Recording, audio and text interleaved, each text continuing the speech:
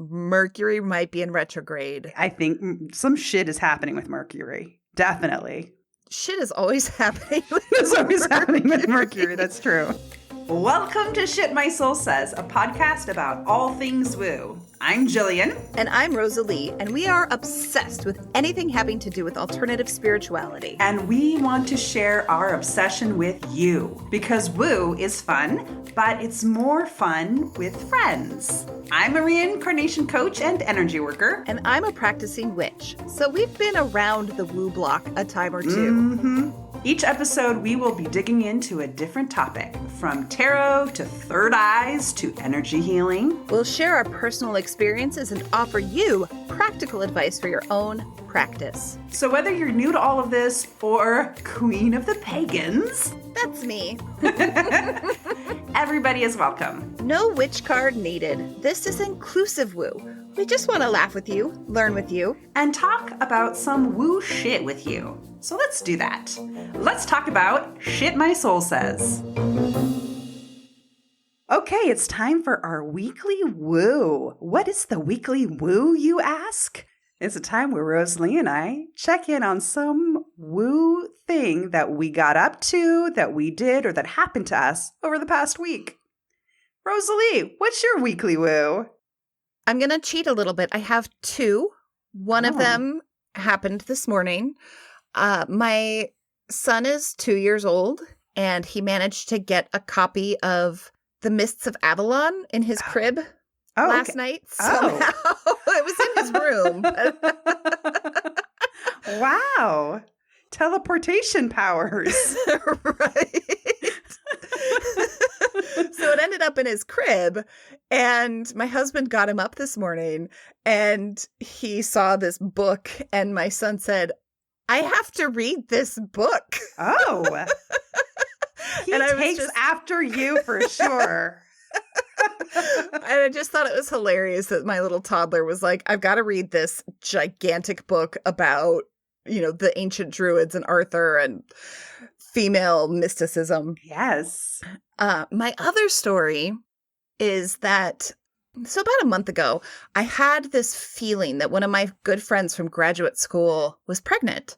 And I was like, oh, I should text her and find out if she's pregnant. And I was like, no. That's a terrible idea. Because if she is pregnant and doesn't want to be, I'm not going to help that out. Mm-hmm. If she is pregnant and wants to be, but doesn't want to be telling everybody about it, she's going to think that's weird. If she's not pregnant, but suddenly I suggest that she might be, she might freak out. Or maybe she's not pregnant, but wants to be. There's literally no good scenario to just randomly text someone and say, hey, are you pregnant? Yeah, it's true. It's true. Also, if she's pregnant and she doesn't know it yet. Right. So it was like, okay, I'm just going to sit on this. And then a few days ago, I get this text message out of the blue. We don't actually chat that much since we moved to different parts of the country. Okay. And she was like, hey, I'm pregnant. And my reaction was, I fucking knew it. Yeah. Like, no, literally, I mean, I knew it already. Right. Like, it took all of my willpower to not text you to ask if you were pregnant. Wow. And that really made me feel something a little special, because that's something that I used to be able to do all the time, had this sort of clairvoyant ability. Yeah. And I haven't had anything like that in a really long time. So to have that come back, it really makes me feel like the work that we're doing with this podcast, the work that I'm doing on my own, that it's all really starting to come together and manifest in really cool ways. I love it. That makes me so happy. So what's your weekly woo? Okay, well, mine is totally different, and yet there's something kind of similar with it too. This week, I have had this insane amount of energy, like crazy insane amount of energy. It's as if I've had like 20 shots of coffee. I have a hard time going to bed at night, which is really unusual for me because I could be a professional sleeper, basically. So I had all of this tons of energy, and I'm like, what is all of this about? Well, so that's part of my little weekly woo. We're going to get back to that. So I've been listening to this podcast called The School of Woo, which is very fun. They very much focus on astrology. So they're very much about teaching people about astrology. I recommend checking it out. I've only listened to a couple of episodes, but so far they're adorable. They're hilarious. And I'm sure they would like to hang out with me and Rosalie. So it's great. But anyway, so they're really into astrology. And I like astrology a lot, but I'm very much like your sun sign, your rising sign. Maybe I'll make a nod to the moon. I don't really know anything else about that. The charts really kind of overwhelm me. I don't know how to read all of that. But so they were focusing on Gemini this week. So they picked Gemini and they were talking about all the things that they hate about Gemini mostly at first. They have issues with the Geminis. But they also said the good things too. And I'm listening to it. And I've got a lot of really good friends in my life that are Geminis that I adore. But I'm also being like, and I'm an Aries, just to be clear here. But I'm listening. I'm like, I relate to things that they're saying. I'm like, I must have some Gemini in my chart.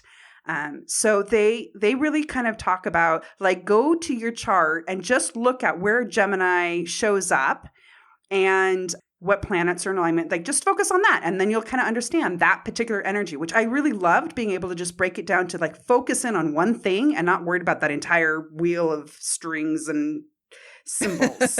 All of that. Totally. So when I went and said, okay, where's Gemini in my chart? I have it in 2 places. So one is in Jupiter, which is a great place to have it because it's like such a Gemini planet, apparently. But it's also so Gemini. It's so Gemini. And just to sum up, too, Gemini is very much about like communication and social butterfly. And so that, like me being like a person who really likes to talk a lot, that's very kind of Gemini-ish, right? And wants to socialize and chat with everybody. So Jupiter is your planet around your job, your career, right? Okay, so we've got communication. And then we have, it's also in my midhaven, which I had never even heard of that before, so I had to look that up. Yeah, I have no idea. I just was like, what's this MC? I don't know. So I Googled it. Thank goodness for Google. And it was like, your midhaven is your purpose. Like that's your purpose, right?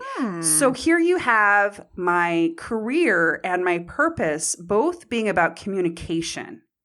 And I think now doing this podcast, it's like, you know, the work that we've already done on it, it's like something has unlocked in me. It's like I've had some sort of a blocked chakra or something. And all of a sudden, like I have an immense amount of energy running through me, and it's going to go all through this microphone to everybody out there. So apologies if you're hoping to be calm today because I ain't got that in me. But also maybe bottle it up and drink it when you need a little extra instead of a shot of espresso. Seriously, we're going into the dark part of the year, so I'm going to definitely need some of it this year. But yeah, so that was kind of like, it's not something like intuitive that happened to me, but it was something that was definitely, you know, in my world woo related. Totally. That's awesome. I'm jealous of your energy because I have a 2-year-old, as I mentioned. So energy is in high demand here. Well, it's coming to you, Rosalie. I've got it. Love it. In spades. Thank you. If only I could be present with you in the same room so you could feed it to me. Well, you know, like time and space doesn't exist. So let's just, bam, you've got it. Done. Done. I feel fantastic. Thank you. I'm not falling asleep tonight. No, you probably aren't. I know I'm not. For like the 8th night in a row. Oh, goodness. Okay, so this week our topic is ourselves. Yes. That's the shit our soul is getting up to today. That's right. Well, and you don't know us, right? We are new to you. Yeah. Who the heck are we? Listeners. Yeah. And you probably want to know a little bit more about us so that you understand where we're coming from, why we're doing this, what our journey has been, and why we're going on this adventure with you. We're also hoping that, you know, maybe you'll kind of hear something in our stories that you'll relate to, or that might give you some like comfort that like you're not alone in the world, or maybe some even inspiration going forward. I don't know. Or at least a laugh. Right. I mean, if you get anything out of this, we hope you at least crack a smile. Yeah, we hope so. We will see. We'll see. That'll be the test. You'll have to write in and let us know. Okay, so how did we get here? How did we get here? What about you, Rosalie? Like, how did you how did you get on the woo train? The woo train. I'm sorry, I had to. I don't know why. That came out. So, I guess how long do we have? Yeah, exactly. And how long do you want me to talk about myself? The first thing I'm going to say is books, books, and more books. I've always been a voracious reader, and I've loved fantasy novels and stories with magic and fairies and ghosts and, the scary stories and the witchy stories. That's all stuff that has just lit my fire when I read. And so from a very young age, I started reading whatever I could get my hands on, including all of this fantasy stuff. I have much older siblings, so I was reading their Stephen King novels and Tolkien. And then when I was in 6th grade, we did a unit on ancient Egypt, and we did a unit on ancient Greece. And I was just like, whoa, my whole world exploded. I grew up in a very conservative city where Christianity was kind of it. There were maybe there were Jewish people. I think I knew one. That one Jewish person. Right. So very, very conservative, very Christian city. And so to hear about these religions where there were gods, plural, and goddesses, plural, was really like this mind-altering experience for me. And I was like, this stuff is so cool. And then I continued to read books. I read Mercedes Lackey, her Arrows of the Queen, Arrow's Flight, and Arrow's Fall trilogy. And one of the characters is kind of discovering her powers that she has. And she also has a magical talking horse, but that's not the point. Everybody's got a magical talking horse. It's fine. A lot of what happens in some of the books is literally teaching somebody how to do energy work safely. And so I started doing that when I was 13 or 14. But I think for me, one of the biggest moments was reading Tom Robbins' Even Cowgirls Get the Blues, which is a problematic book in a lot of ways. Tom Robbins was writing in the 70s. It's a problematic book. Okay. But one of the characters talks to another character about how, if you're European in origin, if your ancestry is European, that practicing an Asian religion, such as Christianity or Judaism, and that if you're of European descent, that you really should be practicing religions of European descent if you want to have that sort of power and that light that comes with religion. And I sort of read that and was like, that sounds so right to me. But then I didn't know how to handle it, so I started going to church. As one does. Yeah, right. Obviously, that didn't stick. So I went to college and researched a bunch of religions. I took a class on Asian religions. And then I found out, there's actually pagan people in this world. And I joined my college pagan group. And then I became queen of the pagans, the president of the college pagan club. So that is my super fast how I got into woo story. What about you? Wow, I don't even know. I don't even know where it started. We said, how do you start? I'm like, I don't know. I always have been into it. I think if I stretch my memory back, I kind of had, clearly, obviously I had a different route than you. But I remember vaguely watching some TV movie, I think, about this girl who was psychic, had psychic powers. And I was like, I want psychic powers. And I was obsessed with psychic power. I wanted psychic powers, and I just I didn't think I had them. So there was that piece. But yeah, there's a lot of things floating on in my life. I was fortunate that I was raised in a family that was I guess technically Christian because that was the world we were in, but like we never went to church and we never talked about God or anything. So it was always very open. And my mom, I remember after she got divorced from my dad, she started doing this whole discovery, right, of herself. And she would try all these different things. And so one of the things was she brought home a deck of tarot cards, which, like, knowing my mother now, I'm like, why did you have tarot cards? I have no idea, but thank goodness. And so she read my tarot cards, and I don't remember anything about it other than I was like a page of swords or something. But I ended up taking over those tarot cards. And so that was like another piece. So I had this like intuitive piece and these tarot card pieces. And just as I continued to grow, I kept on trying to all of that mysterious information I would grab and try to learn about. I remember, and this will age me a little bit, but some of you out there are with me on this, Time Life books. Oh, yeah, I remember those. Time Life books. And there was this Mysteries of the Unknown series that the library had. I wanted that series. Oh I always saw the infomercial and was like, Yes. I want that. But my parents wouldn't buy it for me, and I didn't check the library. Well, I was so lucky that the library had it. So I would read all about like spontaneous combustion and like twins that were separated at birth, but ended up having identical lives, and astral travel. And so I would play around like growing up trying to do astral travel. And I remember like, mom had a meditation group. So I was like, what's meditation? She did that for a couple of weeks and her like trying all these different things. And so I would just honestly like play around with this stuff growing up. So whether or not it was like casting spells or trying to have an astral travel or trying to, get it on with a ghost or whatever it was I was up to as a teenager, as you do. I was just trying it all out. I don't even, and I had found paganism too and was really interested in that.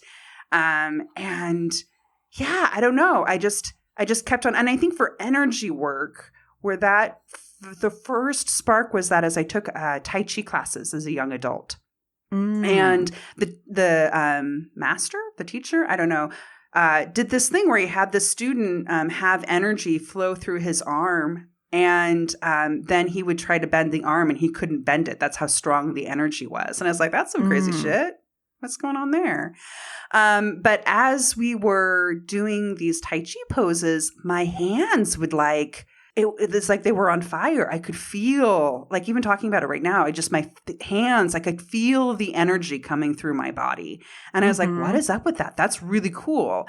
And so the more I continued to kind of learn about energy and play with it, the more I really began to feel it and experience it. I mean, God knows, as far as woo goes, I have a lot of stories. So thank God we've got a podcast because I'll talk about them. So it's kind of like a high level, like basically I'm just basically a woo magpie.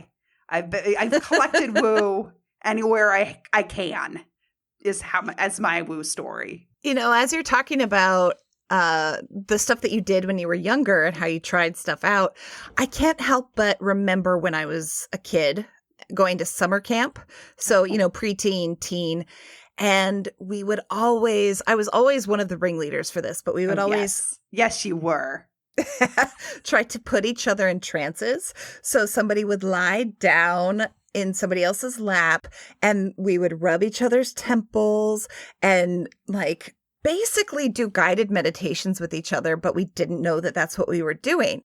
So it would be like, okay, you're in a hallway. Now there's a door. Go through the door. What color is the door? And I don't even remember what we got out of it other than like, oh, it's creepy and it's fun. But, it would be things like, and on the other side of the door is the man you're going to marry. And it's Jonathan Brandis. Or, whoever the teen heartthrob of the moment was. Rosalie, oh my gosh, I did the same stuff. I'm so excited. Amazing. I did. Oh my gosh. Yeah, I remember and I was the ringleader too. I mean, I'm Mary's. Of course I was. And we would have slumber parties and we would do what we called 4 doors. That's what we called it. And we would count people down and put them into a trance state and they would go through these doors. And it was always amazing because when you would come out of a hypnotic state and you could tell that there was a difference. And I do remember there was one girl that we had regressed or, put under or whatever. And she started, that doesn't sound good. But you get the point. And so she was having a bad trip. And I don't know. But yeah, it was really kind of cool because I was the one who was guiding her and I was able to make her feel safe and like give her some powers as she was going through that. And we would also do, of course, hard as a rock, stiff as a board, light as a feather, whatever order you put that in. Oh, we just always did light as a feather, stiff as a board. I know. That's what I've heard a lot of people do, but we did hard as a rock too. Yeah, I've never heard the hard as a rock. I feel like that might be a thing more for the boys. Yeah, thank you. There weren't any boys there. But yeah, it would be amazing that we'd get people all the way up to the ceiling. Like I remember doing it and being like up at the ceiling, even though we were only, using fingertips. I don't think we ever got anybody all the way up to the ceiling, but we did get people like up to our shoulder height. Oh, we got people like overhead. Well, aren't you special? I think so. At least that's how I remember it. And my memory's perfect. It's true. Well, and one of my best friends and I used to do the Ouija board all the time. Yeah, me too. Yep. And, it's funny because now she's like, do you think that maybe we opened some doors that were really bad? And I'm like, no. Which isn't to say that I don't think you can open doors with Ouija boards. I do think you can. Yeah. But I just don't think that we did it. Yeah. Yeah. I remember another slumber party that was like, yeah, we did some sort of an automatic writing or something. It was freshman year in or 8th grade. And one of the girls really started flipping her shit. She really did. She just was losing it about ghosts. She was freaking out. And I'm like, okay, we're going to put the ghost in the tree. We're going to put the ghost in the tree. It's going to be fine. And it was my friend's house. And she actually just recently, her mother sold the house. I'm like, I hope they are okay with that ghost in the tree. Because 30 years later, it's probably still there. Yeah, so that was my childhood. Like that was the stuff that I lived for. I loved that too. Stuff. I used to try to work the weather. So oh, look at you. Right? I don't want it to rain, so I'm going to make it not rain. It didn't work. I never was able to successfully work the weather, but I was definitely trying weird shit, always trying weird shit and wishing that I could see ghosts.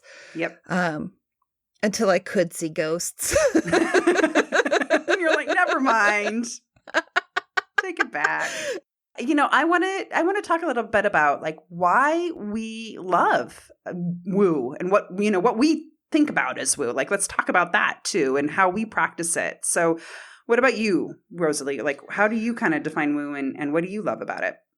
So I would define woo as stuff that's spiritual in nature, although it doesn't have to be connected to a particular religion or a particular deity or practice, right? But it's the stuff that sometimes people like to give the side eye to, crystals, tarot cards, other psychic readings, ghosts, energy work, magic of any kind. Mm-hmm. It's just all the stuff that is not quite acceptable to the mainstream that is also kind of spiritual or deeply spiritual. Yeah. What about you, Jillian? Yeah, I agree with that. And I think for me, too, the way I kind of like to think about it, and I just mean it popped in my head right now. So this is how I always like to think about it, is we have the 5 senses. So I like to think about that. That's with beyond the 5 senses, right? Your 6th sense, the things that are beyond the physical material world that we experience, kind of all of those unseen energies and influences and all of that. And in addition to what you had said. Mm-hmm. Absolutely. So what do you love about being woo? I mean, come on, Jillian, you wrote the question. I did write the question, so you think I'd have an answer for it. That's great. Well, it's fun. But I also think it gives me a way to move through life with hope and understanding. It gives me a way of feeling compassion for other people and a compassion for myself. It gives me a way to practice self-care. I mean, there's just so many things, particularly if like what you point at, if it's astrology versus energy work versus ghosts. I mean, there's so many different reasons, but I think I also like learning and the mystery of it all and kind of that unknown world and being part of all of that. What about you? What about me? What about you? Like you said, it's fun. That's a big piece for me is I feel like any spiritual journey should be fulfilling, but it should also have an element of fun. That's part of my personality. I like to have fun. Yes. Some people don't. I'm not going to judge them. No, that's fine. And so I've had a lot of fun throughout the years in my practice and working with other people. But also, I feel so deeply connected when I'm doing my woo stuff. And when I say connected, I mean connected to the universe, connected to my goddess, connected to humanity, connected to the earth, connected to the galaxy. I mean, it depends on what I'm doing, what level of connection I'm feeling. But I have had moments where I've had such a deep, profound connection to everything that it's almost hard to get back to life where I'm not being woo. Yeah. So that's really what I love about it, is that deep connection that I have. And that it's fucking entertaining. And the people that I know who practice woo are all just fun people, and they love to laugh, and they love to swear, and they are a hoot. Yes, they're a hoot. I love that. But it's true, you know, that for me as well, I think the best version of myself is when I'm connected to woo. That's the part where I am the most loving, the most kindest, the most inspiring of, encouraging of other people. When I'm really tapped into that part of myself, that's the best version of me. Absolutely. I love that. When I get away from it, I get a lot more judgmental and critical of myself and of other people and end up becoming a person I don't really like. I have a hard time imagining not liking you. So I guess I'm glad you stay woo. Thank you. So, we're talking about our childhoods and how like the deep origins of this, but what's like the weirdest or funniest moment you've had as a woo person? You better be ready for this. Have I told you the flower bath story? Have I told it? I think you have, but I know you haven't told our listeners. I know. Okay. Well, I was kind of hoping I hadn't told you either, just for shock value. If it makes you feel better, I forget everything. Perfect. So I'm like, oh yeah, Jillian once told me a story about a water bath or something. Yes. So that's it. Okay. All right. Well, here we go. All right. So in part of my journey in life, I really felt drawn to go to Peru, partly because like I met a cute boy once upon a time that was Peruvian. That always seems to be a reason for me to go to a country is cute boys. But it wasn't just that. Like Peru is like this very spiritual country in South America. And I managed to create a college course at the school I was going to study down there and learn about religion, because I was a world religions major at the time. And psychology was a double major. And so I created this course where I got my student loans to pay for it, which I'm still paying those off, but it's fine. Where I went down and spent, I spent a month up in Cusco. There's a lot of different things, but what I'm going to focus on is I spent about 3 weeks at a shamanic retreat center where we did ayahuasca to have vision ceremonies. And like, honestly, that was the time that I felt the most connected to the universe. And I was everything. And that was awesome. And that's not the weird story. And that's the story I'm sure you'll be told at another time. But as part of this, I just don't know about myself sometimes. So as part of this experience, I had purchased flower baths. Mud and flower bath. So the 3 weeks is drawing to the close, and I talked to the shaman, who's just this dude, right? He's like a 40-something-year-old dude who wears jeans and a t-shirt. Like, he's Peruvian. Like, there's nothing, he was Don Miguel, but other than that, like, it wasn't like he had some fancy clothes or headdress or whatever. And so I was like, yeah, I'm supposed to have this flower bath. That was part of the, like, what I signed up for this retreat thing. He's like, oh, yeah. Okay, we'll get that sorted for you. So I'm like, okay. And I'm imagining in my head this like wood vat in the Amazon forest, because this is located in the Amazon forest. And I'm soaking in this wood vat where there's flowers floating on the surface, and it's this peaceful, tranquil experience. So he's like, yeah, well, we're not going to be able to do the mud bath part because it's not enough sun, but we can do the flower bath. So it's like, okay. So it's like, meet me in this clearing at whatever time. So I do. I show up at this clearing, and there was a Swiss guy that was supposed to be joining as well, who was also a student there at the center, and he ended up not coming. Good note on that one. He was a real cutie, as you'll see how this story goes. So I show up in the clearing and I have to be naked. This is what the flower bath is. I'm infusing powers from these flowers, right? And the sun. I'm infusing this into my energy. But how does this happen? This happens by me standing naked in the middle of a clearing where this 40-something-year-old man pours water over my naked body as I'm just standing there in the middle of a clearing. And like, luckily it wasn't like creepy or sexual or anything, but I'm kind of like, me standing naked in the middle of a clearing having water poured over my body. I'm like, maybe that's a little odd. Maybe it's a little weird. Were there any flowers in the water? There were flowers in the water, so it was a flower bath. There was flowers. It was imbibed. It was more like a flower shower. It was a flower shower. And then, like, afterwards, I went back to the Swiss guy. I was like, well, this is what you missed. And, like, he went up. He's like, oh, like, realizing he would have been seeing me naked. He was like, oh, I'm sorry I missed that. Like, I don't know if you are sorry, actually, about that. But it's okay. So did you then get naked with the Swiss guy later? I wish. No, there was no naked fun times at that point. That was earlier in the trip. Awkward. Whoa, with the Swiss guy? No, not with the Swiss guy. Okay. It's a Peruvian guy. That's a whole nother story. It's not a woo story. It's just a story. So what about you, Rosalie? Do you have a wacky little woo story for us?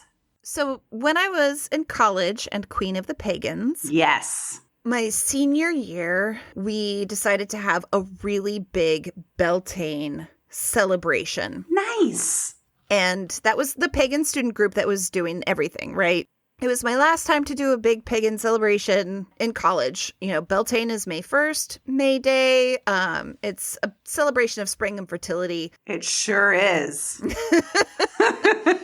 And it just so happened that Beltane fell on the same day as a major event on the college campus where students who had done major research projects were presenting that day. And so we advertised our events. They're open to whoever. And we had 3 different events. One was a dawn ritual, which weirdly no one else attended. Yeah, I would have been there.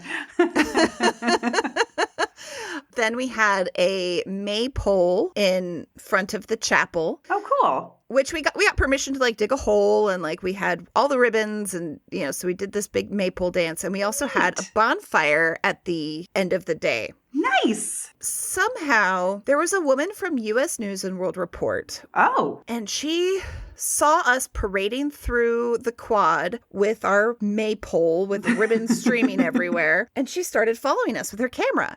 And so, we set everything up. We start doing our maypole dance. And she's like weaving in and out of the ribbons, taking pictures and going completely crazy, just being like, this is amazing. Click, click, click. Yeah, she is there for it. She was there for it. And of course, we didn't want to say, hey, it's actually kind of rude to jump into the middle of somebody's ritual. This is U.S. News and World Report. Right. But it's like, yeah, lady. We're not actually here for your consumption. We're here to like celebrate the coming of spring and fertility and planting shit. It got to the point where like we're dodging her as much as we're like weaving between each other, like trying to elbow her out of the way. Yeah, so eventually she left, but she found out also about the bonfire we were having that night. She needed some fertility rituals. I think that's what was going on. I think she did. So she showed up at our bonfire, and this was a big deal. So we had to get permits to have a bonfire. We had to have the fire department have a fire truck within 100 yards. Oh, my goodness. College facilities had to be there, and they actually provided us with the wood, which they were more excited about the bonfire aspect of the bonfire than we were. They got all of the like scrap wood on campus. So there were pallets, broken desks, and chairs, and they made a heaping pile that was taller than a human being. That's hilarious. It was like 8 feet tall and huge, probably 10 feet across. They doused the thing with gasoline and lit it on fire. Oh, gosh. And because I think they were just so excited to have this opportunity, you know? And so we did our like pagan ritual with the facilities guys there and the fire truck, you know, super close, and this dancing photographer from U.S. News and World Report taking pictures of the bonfire, taking pictures of our ritual. And the facilities like guys are just like, fire. I need to play with fire. I mean, you know, we were not planning on having like an 8-foot tall bonfire. We were going to have like a nice, 3-foot fire pit with a couple of logs. No, it was like, I've never, ever experienced a bonfire like that before or since. At my 5-year college reunion, the grass was still charred where that bonfire had been. You made your mark. Unfortunately, I never actually saw, but I was told that a picture of the maypole made it into the next issue of the U.S. News and World Report. The academic conference that she had come to photograph and write about did not. It's the magic power of the maple. I guess so. And the bonfire. Oh, definitely the bonfire. Yes. So yeah, that was super like bizarre and fun and unforgettable woo moment that I had in my life. I would love it if somebody out there is able to dig up the article. I bet we've got some researchers. Oh my gosh. Wouldn't that be interesting? I'd love it. Me too. I've actually looked and I couldn't find it. I'm not super into Google sleuthing, so. Okay. We'll leave that up to the Google sleuths out there. That's right. So Google sleuths, if you can also figure out what college I went to. It's going to be a mystery you have to solve. Bonus points to you. Yes. Yeah, Beltane. Oh, I hope we do a whole episode on Beltane because... Oh, we will. Oh, I've got a Beltane story. Oh, it can take you over that holiday. There's some wooju in that holiday. Wooju? Yes, that I is just my made that new up. favorite word. This is true. It's a good word now. Oh, Beltane wooju. Beltane wooju. Yeah, you wooju. I don't know. I'm not a singer. That's okay. We've talked about me, favorite topic, and we've talked about you. My favorite topic. Good. Now let's talk about us. Let's. That's our favorite topic together. So what do you remember about meeting? I want to ask you that because my memory is bad and I want to know what you have to say. And then I'll throw things in. Like I was like, yeah, I remember that, of course. So Jillian and I met at a healing center. I had just started my own acupuncture practice and she was practicing as a life coach. And I remember, seeing the different cards and looking at the various practitioners who were working out of the space. I was like, what the fuck is a life coach? I've never heard this. This is good. I'm all ears. I was like, that kind of sounds like some bullshit, which, I just totally had no idea what it was. And then one day I met you and I was like, oh, that's the life coach. So I asked you, what is life coaching? And then you gave me whatever your, elevator pitch is. And I was like, I still didn't fully understand what life coaching was. Oh, good that I was successful. I was pretty successful. We've both come a long way since then. But I think either one of us proposed that we do a trade so that I would do life coaching with you and you would get some acupuncture from me. Yeah, it was a good deal for me. I'll say that. It was a great deal for me. Like I felt like I really got a lot out of that. And yeah, so that's how we met. Yes. And when Jillian did life coaching with me, it was mind-blowing for me. It was mind-blowing. But part of that was it was energy work focused and not just like, hey, let's talk about your life and figure out what you need to be doing and how to get there. It was this energy work, and Jillian's an amazing energy worker. Yeah, it was just this really transformative experience for me in a lot of ways. I'm probably gonna tell the whole story someday when we do our chakra episode. Yes. We'll save some of our stories for later episodes. That's right. So what about you? Like, what were your thoughts when we first met? Well, I do remember like starting working at the healing center and working with different practitioners doing trades because I was still building up my business and I felt like it was a good way for me to get some experience. And then also like get free massages, which was fantastic, and acupuncture. And honestly, what really stands out in our trades, I mean, the acupuncture was great. That was awesome. Absolutely. But you were kind of starting to be like, yeah, I've got this other part of me that does this other kind of work. And I was like, okay, well, I want to try that. And you were doing some like really serious, powerful shit.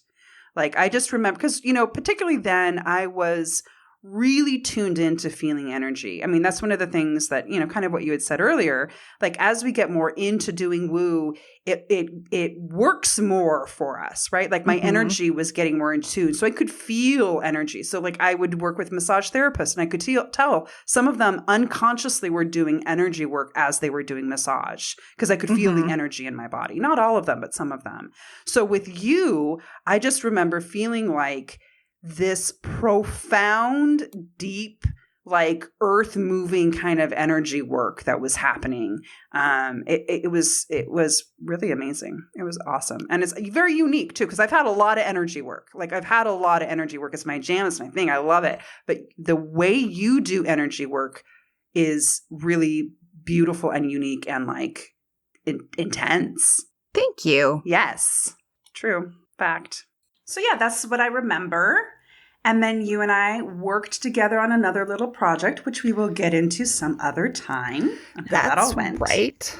I moved to Portland, which was great because it made it so that I could be closer to my family down here, my mom and my brother and his family and my dad in Eugene. And then one day, Rosalie said that she was going to be moving to Portland. I was like, yay. But yeah, so once we were back in the same city, we were both kind of not doing spiritual stuff. Again, we're going to get into that in more detail later. And then we got together and it was like, yeah, I'm starting to get some little nudges again. And you were like, yeah, me too. I think that there's something cosmically linking us together that just is constantly generating this magical buzz. Yeah. Then you said to me, Jillian, I think that we should do a podcast together.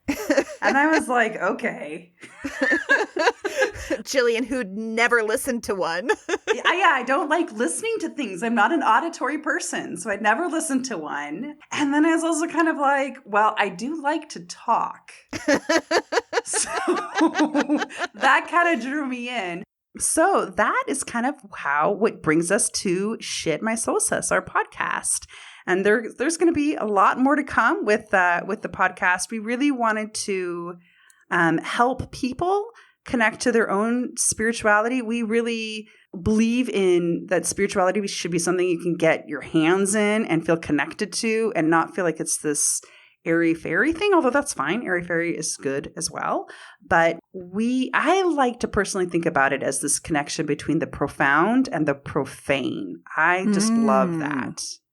I love that too. What a great phrase. Mm-hmm. We do want to finish by doing a quick tarot reading. Yes. And I actually did this before the show, so I'm just going to go ahead and do this one. So I pulled from the Wild Unknown Tarot, which is a beautiful tarot deck, the World card. And if you aren't familiar with tarot, the World is the last card in the deck. It is completion. It is the sense of wholeness.